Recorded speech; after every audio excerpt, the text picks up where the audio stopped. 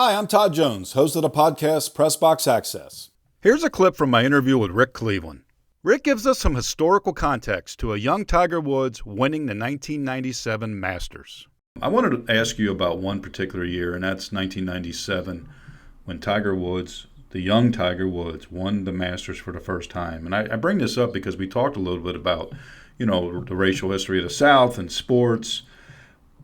Tiger goes into Augusta, Georgia, and just wins as a young guy, just destroys the field. Yeah. What was that like to cover that event, being a Southern writer and knowing the history and of not just the South but Augusta and just what Tiger did as a player, knowing the course that you did? Well, it was truly amazing. But I got to tell you, Todd, the one, and I can't remember what year it was, but I was there the year Lee Elder was the first black man to play in the Masters, and that was what was really, to me, it's the guys like Lee Elder and Pete Brown, who's from Jackson, Mississippi, and was the first African American to win on the tour. Those were the guys that I was thinking about when Tiger won by 12 shots. I was thinking about those guys who did it first. I got to know Pete Brown later on. He had gotten his start caddying at a club that's a few miles from where I live. And when he started playing golf, he had a 5-iron and a 3-wood, and one of them was a right-handed club and one of them was a left-handed club. Wow.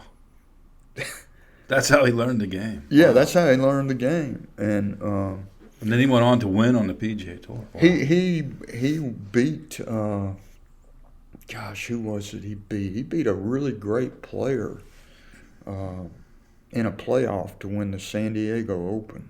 I think 1967. My memory may be a little bit off, but it was in there, and and back then it was I think first prize was like $5,000, which seems like peanuts now, but at that time I remember talking to his wife when he went into the Mississippi Sports Hall of Fame posthumously and his wife said, "You can't believe what that meant." And I said, "What do you mean?" She said, "I could pay the rent." Wow.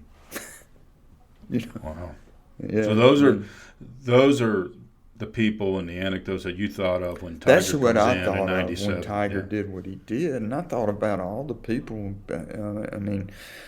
I grew up in Hattiesburg, and I remember when the Magnolia Classic, which became what is now the Sanderson Farms Classic, standalone event on the PGA Tour. Mississippi's only PGA Tour tournament.